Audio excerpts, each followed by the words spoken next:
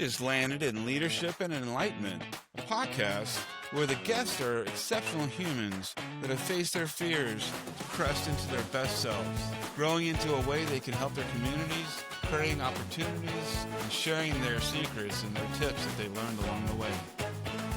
Without further ado, here we are, my friends. Have a great time today and enjoy Leadership and Enlightenment.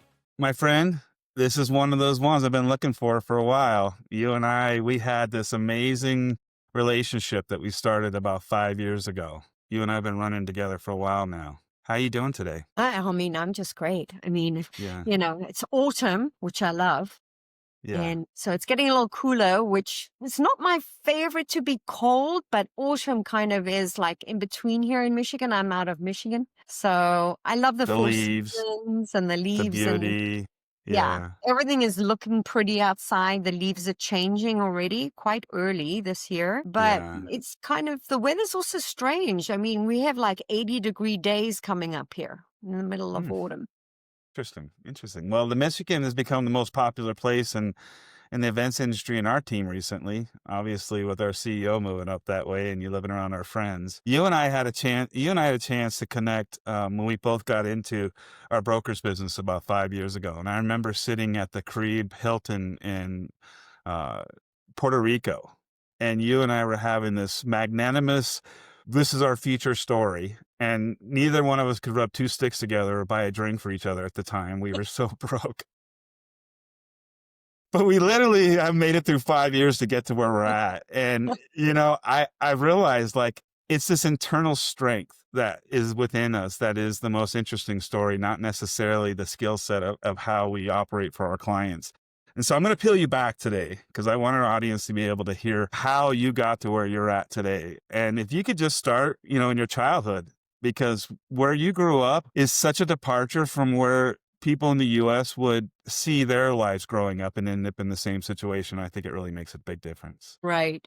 So, I mean, I grew up in Cape Town, South Africa, which is absolutely stunning. It is a place you should put on your list to visit sometime in your life. I was very privileged in my upbringing as I grew up on a military base with my father, who was in the military for many years, but because my siblings are much older, he retired and we moved to the suburbs where I continued my education, and things in South Africa are a lot different. I was just talking to someone on our team the other day, talking about what do you do during school for sports, things like that. And actually in South Africa, part of the day is taken out to do sports. And we could do anything from sailing, water skiing, parasailing, if you wanted to off-site, but during school hours, you could do swimming, field hockey, rugby, which is, it's football without the pads. Yep. Well, Someone doesn't know.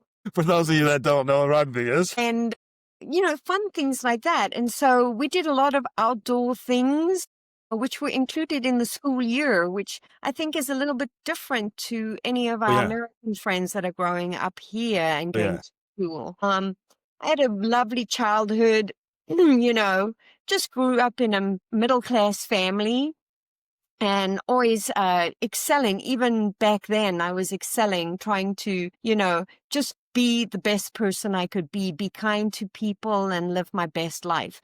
So wasn't the top of my class, but got selected as head prefect of my school, which I'm not sure what it is here, maybe class captain or something. I don't know. Yes. Anyway, Yeah. but in South Africa, you take care of the entire school when you're head prefect. Everyone comes to you. You kind of have authority to make decisions. Your 2 last years of school. And then you have about 6 or 7 other prefects that are with you. So that's also fun to talk about because people are not aware of it. But I have found some of those Harry Potter fans now know what a prefect is. So Yeah. it kind of helped me along crossover. a little bit when I talk about things and people have this like stare at me like they have no idea. What is that? It's like a class president here, I think. But I think one of the interesting things I realized when you and I are talking about your childhood and growing up is the TV shows were the same as they were in America. That you were watching mainstream TV shows the same as we were, and yet we had no idea that that culture was going throughout the world. Yeah, except I can say we were watching the same things, but about 20 years later. So It was later. It wasn't in real time. no, it wasn't in real time. So like we were the big thing when I started growing, like we only got television when I was about 13 years old, right? So Oh, I was Dallas mistaken. Oh, okay. television program in South Africa because, not everyone could afford a television. So we actually had to go to our next door neighbors to watch television. I grew up actually listening to the radio. Interesting. So growing up in Cape Town was probably like growing up in the 50s in the United States as far as like TV and modern technology kind of an idea, just kind of growing Probably. into it at that point. Yeah, that's Yeah. cool. Gilligan's I'm Island was a big 60 deal. now. So, I left Africa at the age of 20. So it's been Well, a tell while. us about that. Where did you go at the age of 20? I mean, that is a young age to leave your hometown and country. Yeah. So, I left South Africa thinking I wanted to be in America. Was likely dating and wanted to get to America. My boyfriend was American. And so I packed up 2 suitcases and got myself a job in England, which I could get into, and worked as an au pair for a year while I applied for my access into America. So it took quite a while, but that's how I came to America. Got married to an American at the age of 21 and lived in DC, then moved to Los Angeles where I opened the Ritz-Carlton Hotel back there in Pasadena. Beautiful property. Wow. We in our industry now have the luxury of booking that property, which is now a Langham. Isn't that a So, full circle? right. And what's really fun about our industry is no matter where you've worked or where you've been, how many people you've worked with in your past that you come across now. Yeah. Just It's just yesterday, such a small world. just yesterday I signed a contract in Kansas City and the lovely lady, Susie, and I got chatting and our paths had actually crossed in Detroit. She Isn't that worked for the crazy? Renaissance in Detroit back in the day. We knew all the same sales managers. And so she had left just prior to me starting when I moved from LA to Michigan. I was in a big Wow. earthquake in LA. And I just got divorced from my first husband and decided it was time for a change. And I Yeah. chose Yeah. Michigan. Especially after the earthquake, right? Yeah, that's kind of an interesting situation to be in. I think it was 7.4, I think it was. It was one of the big earthquakes when the freeways collapsed in LA. I remember that. Yeah, that I was was it was in the mid 80s, right? Somewhere around there? Yeah. I Yeah. was out in an area called Valencia because I Yeah, was I working know it. in Pasadena, and my apartment was condemned. So we were lucky to Jeez. get out. It felt like a freight train coming through the front door. So the noise was incredible. I mean, I'll never forget it. Quite scary. And then everything falling off the shelves, things like that. So, yeah, I've had some really interesting experiences in my life, which have led me to this amazing spot in life where I am absolutely comfortable with anything and everything that is thrown at me. Yeah. Isn't that crazy? We both kind of come out of that corporate world where I know you were a sales director in Michigan is where your career actually ended up, and that you really dug in your corporate life as well as I did in Las Vegas and got our chops in the industry, basically ground up, understood, what hospitality service was. And I think there was a place that we could both agree we got to in that career and realized there was more outside in the industry that we could be a part of. I mean, personally for me, I just felt that I could see contracts come across my desk in my leadership role in Vegas and realized like if you didn't know how to ask the right questions, you weren't going to get the same contract as the other person. And in our industry, I just felt like, I don't want to use the word fair, not fair. I think in business is business, but there was a place that we could be out there to help our clients get the deals that they deserved. And that was my big motivating force when I left. What was yours? So really, I was totally opposite. I was forced to leave my position during COVID. Mm, And I just thought to myself, I've spent all these years making millions of dollars for this corporate company. yeah. And I feel like I should try something else. I was petrified, absolutely petrified to take on this position and earn not a penny. Yeah. And I just said to myself, I do pray, and I prayed about it. And I said, is this the right way for me to go with my husband? My husband supported me 100%. He's like, you can do it. If, we don't have to earn $1 million every year. Let's see how it goes. Let's give it a little shot. And after 2 years, if it doesn't work, then, go back to the hotel industry. Once you Which know. you never were gonna do. Yeah. But as you know, 2 years went by and we were still in COVID. Yeah. So we really didn't have a chance to get into it. But meeting people like you that have been in the industry that had joined our team just gave me hope that, all the solicitation that we were doing during those 2 years would actually then pay off in the third year, fourth year, and now our Yeah. fifth year. Yeah. It does take a lot of grit, and I That's a always good word. say to people, do not give up on a dream. If you think you can achieve it, you're the only one that can make it Yeah. possible. It's true. And ultimately it's like if you don't give up, then there's always a chance that it could succeed. Yes. I And mean, I it think it people give up too soon. well, they need reassurance. And I think that that was one of the things that built our friendship is that we were there to mirror into each other and say, yeah, it's scary. I'm scared every day. You're scared every day. I think the similarity that we brought to it is praying. I have a morning practice that I speak of all the time on this podcast that really sets my day in a place. And I remember in the beginning, a lot of tears flowing out of my eyes. Like, is this literally what I've done to myself? And how is this going to turn out? And I think there was a process of releasing me from the experience and realizing like, this isn't a race. This isn't a race against my fellow, teammates. This isn't a race against life. This is a way to enjoy a holistic lifestyle that allows me to be myself. And that's what I really walked away with personally was there were attributes of me that I wasn't able to use in my 9 to 5-ish type lifestyle. I had to work under the pretense of, what that company needed me to do. And that was fine. They were employing me. So that was the deal. But when you're out on your own and you have to start your mantra every day, whatever that is, and get into it and do it, it could be nerve wracking. And I'm a big proponent of prayer. I think that when you realize that there's more around us in this experience than just us, that it brings light within you that strengthens you through your day. What type of practices do you use on a daily to keep your mindset straight and keep you in a good rhythm? No, this is odd, but I am an avid gardener. Mm, And I don't know if you know that. it didn't. Every morning, I'm out in my garden for about an hour or two. So even before the sun comes up, I'm out there with my little headlight on, like a little miner, Love that. with my dog. And it's my quiet time. And no one is out except for the birds and sometimes an occasional deer walking by. Oh my And gosh. it just gives me peace to start my Yeah. day because Yeah. sometimes our days are quite hectic. Hmm. And like you, this is not only about the money for me.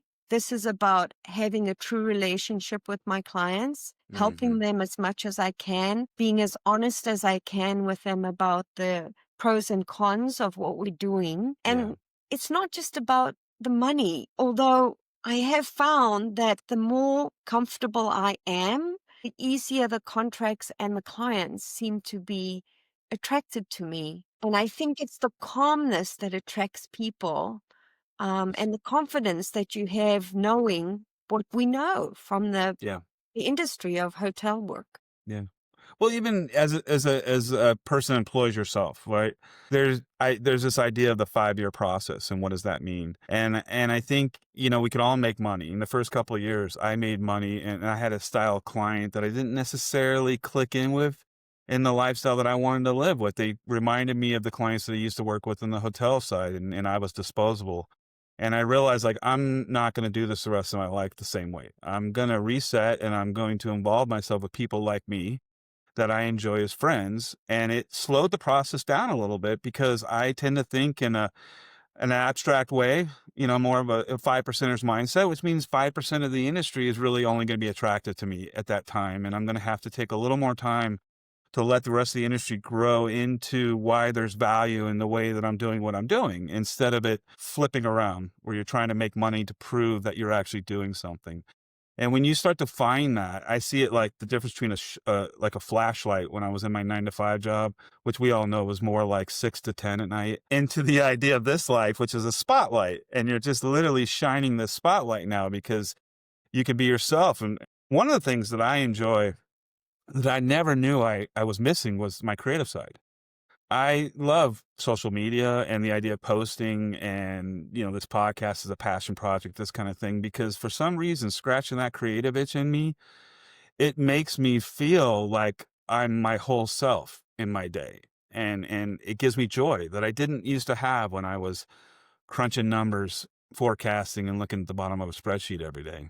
I'm so proud of you, starting this podcast, and thank you for having me Oh, of talk to you course. today, because there are other things that people should have in their life other than work, even though my work, I say, is my retirement job now, because I just love everything that I do about it. So it's not as stressful as it was when we were working, 12, Yeah. 13, 14 Yeah. hours a day. We Which spend we're still quality doing. time Yeah. sometimes. But we're still doing it that way for me. It's just I'm able to shift in and shift out more clearly when I'm with family or with other obligations. I realize that when I'm in my work mindset, I'm in it to win it. I'm in show mode. But when I'm with family, I need to be in it to win it in family mode and not do both and cross over. And so I've created these non-negotiables in my life where Saturdays to me, if I'm not on the road working, are a day that I don't create business or stress around myself. I even tell my wife, like, look, we're not talking about vacations. We're not talking about the kids. We're not talking about anything on a Saturday. We're being you and me. And then Sunday, I'll plug back in and start this process again. And I believe that being holistically secure in making those decisions, it actually promotes the other side to work better with you. You kind of get outside of this burnout idea because Yeah. you realize, yeah, I'm going to be super busy all the time, but I'm a cog in the wheel. And there's going to be a time where I'm going to have to say, and like my social media manager, I tell her sometimes, like, I'm done, I'm unplugging, which means I'm not going to look at my phone anymore and I'm not going to answer questions and I'm not going to think about tomorrow for the rest of this evening. And that seems a little odd to some people, I think, but it keeps me real healthy. And if I need that morning time, I might reply, hey, I'm in a wellness break right now. I'll be with you in about an hour. And I have clients that really appreciate that honesty instead of making up some weird story so you can get an hour for yourself. For me, You know? there's an ebb and flow in my life anyway, because my husband is retired and my son works. But so when I'm home, my family is first. Work is second to me when I'm home. When I'm on the road, that's when I'm doing business and I'm all about business. There's no personal phone calls going on. I do most of my business on the road. So when I'm back at my home office, my door is open for my family whenever they need me. And if I need to take a break, I take a break. So I Yeah. think that's a huge shift from what I used to do, because I think work was first for me before. Now it's family, God, and, doing that Yeah. first. And then Yeah. everything else is second. So I think And you it strengthens find that. what you want to do in life, once you know what you want and you make it happen. What's the old adage? You spend the first half of your life investigating who you are and why, and the second half of the life you do something with it. I guess. And Yeah. yeah, Or you're I thrown feel into it. like that. Yeah. Or you're thrown into it, and like it's the experience that you're remembering you're supposed to do. I mean, it could always go here in a conversation with me. You know that it's always a bigger light in this subject, but the podcast is leadership enlightenment. And the thing that I've always witnessed about you from the outside is you're a human leader around people. Your compassion for them and the way that you invest yourself with people, it inspires them and they see that light shining through you and they follow it. I depended on that you were part of that equation back then too. And so do you recognize that when you're in your day to day, that you realize like something's shining through you that you're also respectful for, and it's not really this physical action you're doing? I know that people are attracted to me, and as Mike Ferreira says, they're attracted to my accent. So I know I'm different. So sometimes in a crowd, I am heard easier. My leadership style is not one of leadership. I just want to be helpful to someone in life. If they need me to be quiet and be with them, I will be. Once a friend, always a friend in my life. Yeah. And I think I think for me, coming from Africa and being in America, there's so many cliques in America, that had to work hard to be able to. I'm still kind of an introvert, really, when I go out, but Hmm. no one realizes that because I'm so, I talk, You've learned how to be extroverted. yeah, Yeah. and I think a lot of us are like that, I am. in our industry. I But am. once I'm at home, I'm kind of like, sometimes I don't want to talk to anybody. I I just want to, don't. you know, Yeah. I use analogies like I had 1,000,000 words today and I used 900,000 of them. So you got 100,000 words left. That's it. That's about 10 minutes. And there's so much to unpack there because our parallels are so close in these ideals. But one of the things that fascinates me is the way that we connect with human nature differently. And I've seen you in social settings at conferences. Like you're like a firefly that attracts other fireflies around you. I tend to come off as dangerous for some reason. People see me and they go, "Oh my God, stay away from him." And it just doesn't work in my business the same way. So I got to take a little more time. I got to build into the relationship. I got to give them a little chance to get to know me. And I think that that's like my executive career rubbing off on me still. I still just haven't figured out how to let that go. But it is interesting because it's not the same. There are parallels in there, but there's still this internal strength that each individual has to have. And over the years, I defined it as, being on the spectrum. I think those are the tools. I love this word neurodivergent. I keep bringing it up because it really defines the fact that all humans learn differently. We're not different than each other. We just learn differently. And we have these aspects of us that are our talents and our strengths. And drive to me is OCD. That's just it. And, people ask you, that special entrepreneurial drive, what would that be? I'm like, it's OCD. It's just you putting that in a structured factor every day that you have to do these things repetitiously every day. And you don't hold yourself accountable for them being fun. You just know that that's a place that has to be there. And I think in our industry, you find a lot of us in this world within these spectrums, and we enjoy our company because it's our community. The events industry this is it. It's the reason why I'm not an attorney or I'm not an accountant or I'm not a doctor. It's like, those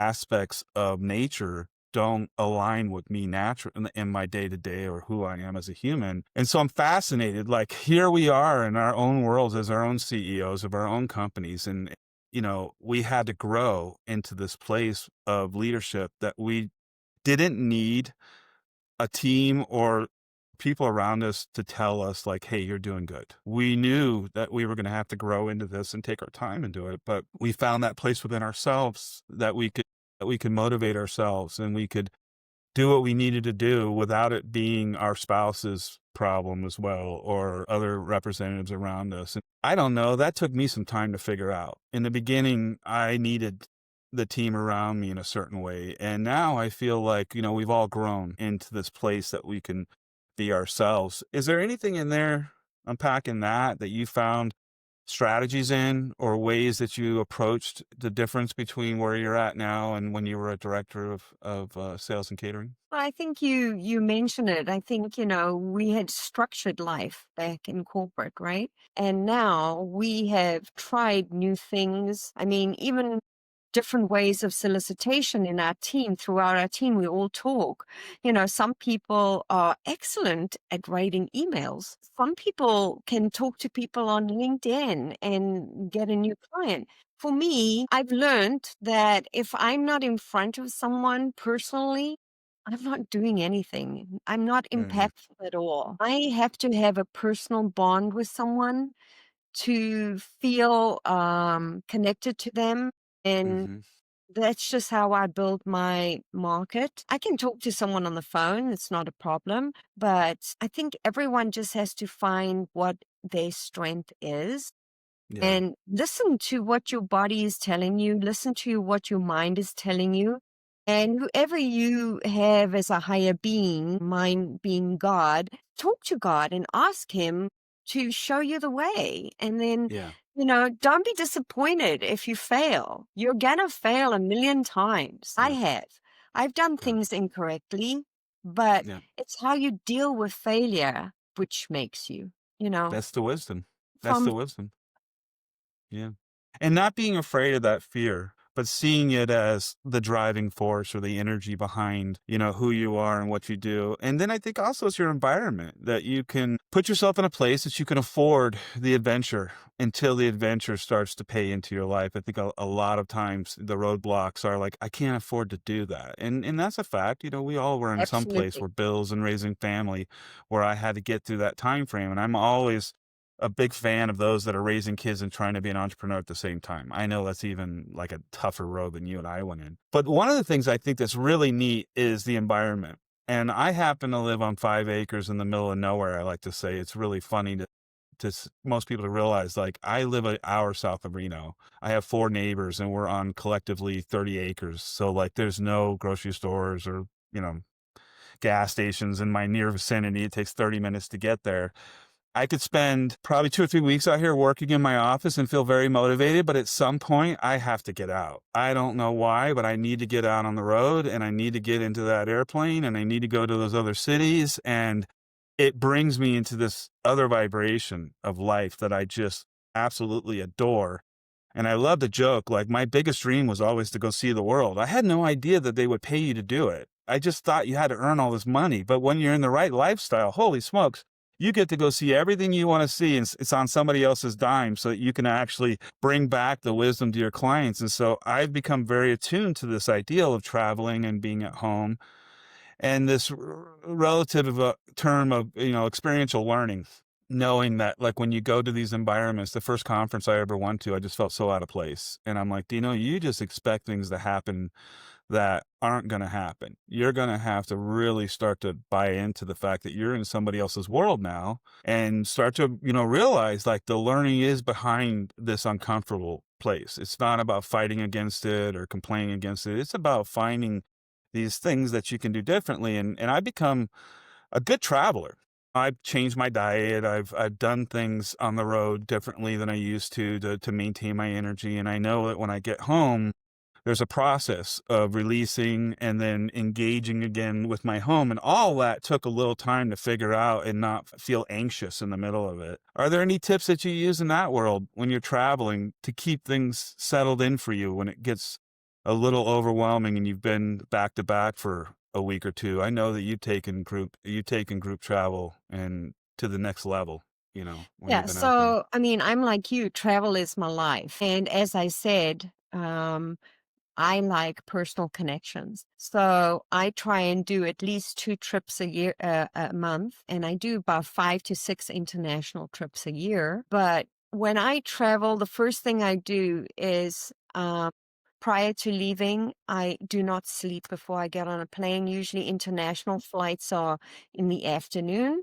So I try and not sleep the night before. I stay up until I get on the plane. And I can sleep for at least 4 to 6 hours on the plane, which gets me to the next country at the right time. And I think that's, something good for a traveler that's starting out to know that you should try something like that because you are going to have jet lag if you do not do that. Hmm.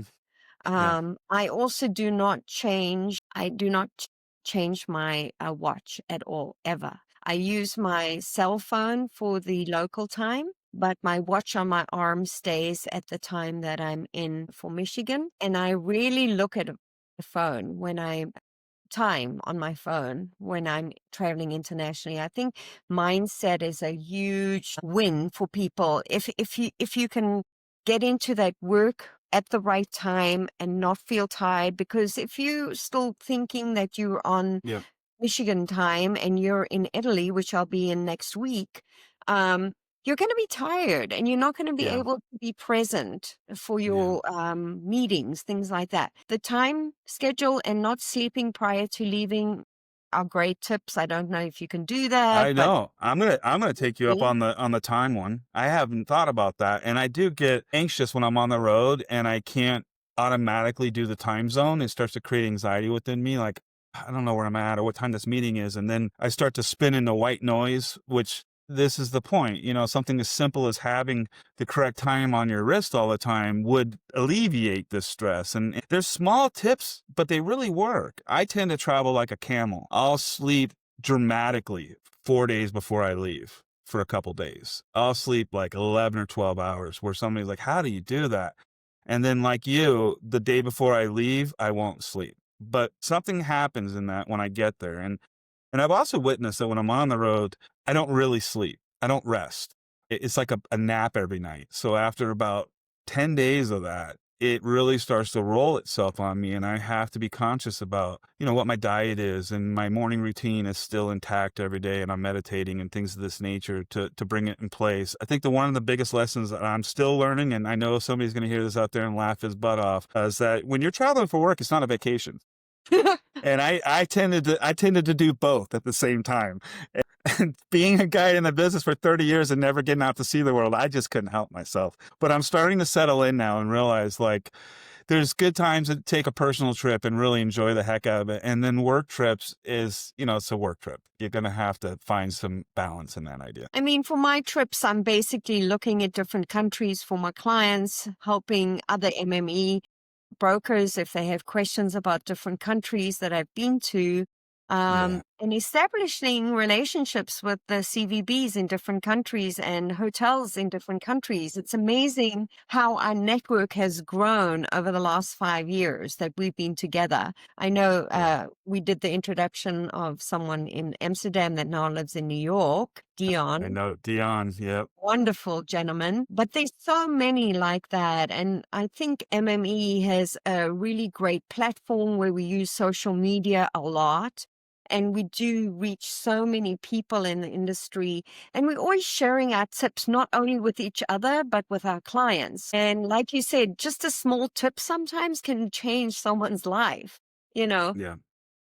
and sometimes it doesn't. Well, for me, it's the boots on the ground. When you're able to live in an experience that your clients are going to take a group to, and everybody, again, there's going to be some laughter out there in the team when they hear this, but I like to explore at night. One of my big things is to see what the dumbest member of that convention would do on their own and try and figure out how to help the client not let that happen. So I know that's a lot of words, but let's just say, for example, I know in certain regions, there's a good time to go to bed and you should have your clients go to bed. There's also a good time to take Ubers and not walk in those areas because of, the dangers and things of that. But I think when you bring back the idea of the region, the city, the experience of the hotel, what the guests are going to feel like through their eyes to your client, it helps the decision process. There's a big difference between going to some regions, tier ones, and some other regions as far as cost and things of that nature. So I believe our biggest strength as a team is that we share collectively these experiences of boots on the ground. And we Yes. know that it makes the biggest difference. And your help when I booked Italy for my client a month ago was tremendously invaluable, just because I know you had gone through the same experience, and I've shared with you experiences about the states that I've gone through in that same way. And I think that's what makes us special, is that we don't compete against each other. We support each other and our clients. And holistically in our industry, I think we are all looking at this from a place where we can just invest into our community. Definitely. What do you got left that you want to leave everybody with, my friend? I mean, there's stories behind stories here that I'll uncover in another podcast later next year, but you got the last shot here. I just think, don't be like me that you wait so long to do something you absolutely were petrified of doing. If you want to get out there and be an independent person on your own, entrepreneur, do it. Do not be afraid. What is the worst thing that can happen? You can fail, and then you can go back to what you were doing before. So don't wait. Just do it. And grow from there. Perfect. Thank you, my friend. I appreciate your time today. Thanks, Dean. It was so kind of you to have me on your show. It was just fun for sure. Well, there we go. Another amazing example of the universe working in its magnificent way today. Appreciate you showing up and look forward to seeing you again at Leadership and Enlightenment.